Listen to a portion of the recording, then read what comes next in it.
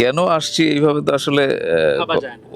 ভাবা মানে আমি কখনো ভাবিনি বিষয়টা ঘটেছে এইভাবে হতে পারে। যেমন আমার বাবার অভিনয় আমি কখনো দেখিনি, কিন্তু তিনি নাটক করতেন, আমি শুনেছি।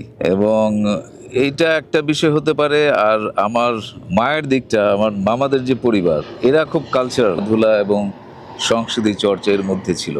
ওই দিক থেকেও আসতে পারে। কিংবা আমি ছোটবেলায় দেখতাম আমার কাজিনদের, ওরা খুব ইনভলভ ছিল, সেটা আমার একটা আগ্রহের জায়গা ঘটে থাকতে পারে। আমার স্ত্রীর সঙ্গে আমরা যখন বিয়ে করি আর কি, হ্যাঁ, হ্যাঁ। তখনও বিদেশে সেটেল করবে এই ধরনের একটা বিষয় ছিল। আইএলস দিয়ে তৈরি, এক পা বিদেশে। তো আমি প্রত্যুষই বললাম যে তুমি তো আসলে ভুল মানুষকে বিয়ে করেছো। আমরা শিল্প সংস্কৃতি আমি করি, আমি নাটকের মানুষ, আমি তো এই দেশ ছাড়বো না, আমরা মোর প্যাট্রিয়ট। তো এইটা আমরা ডিসকাস না করি, একদম ফুল স্টপ দিয়ে দিলেন। আমি একদম ওকে শাটডাউন করে দিলাম আর কি।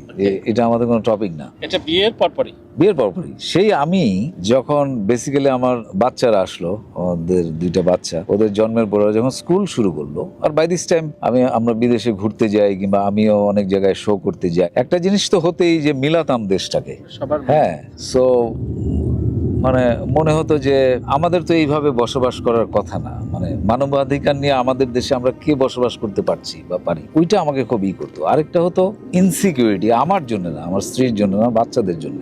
রাস্তায় প্রতিদিন খুন হচ্ছে, মানুষ গুলি করে মারছে, আমি সেটাও বলছি না, অ্যাক্সিডেন্টে মারা যাচ্ছে, ইটস এ কিলিং। এই যে প্লেনটা পড়ে এতগুলো বাচ্চা চলে গেল আমাদের জীবন থেকে, ইটস এ কিলিং। এগুলি সব কিন্তু অনিয়মের কুফসল। একদম কোনো জায়গায় কাজটা ঠিক মতো আমরা করছি না। তো এই ইনসিকিউরিটি গুলো কাজ করতে, আমি বলি কোনো একটা আন্দোলনে আমি যখন ফাইনালি ডিসাইড করলাম যে কোনো একটা জায়গায় চলে যাব বাচ্চাদের নিয়ে, ওদের ভালো ভবিষ্যৎ বা সেফটি একটা জায়গা, তখন আমার বউকে একদিন আমি নিজেই বললাম লেটস গো সামওয়্যার, কফি বানিয়ে খাবো, তাও এদেরকে এখানে রাখবো না, এরকম একটা জায়গা।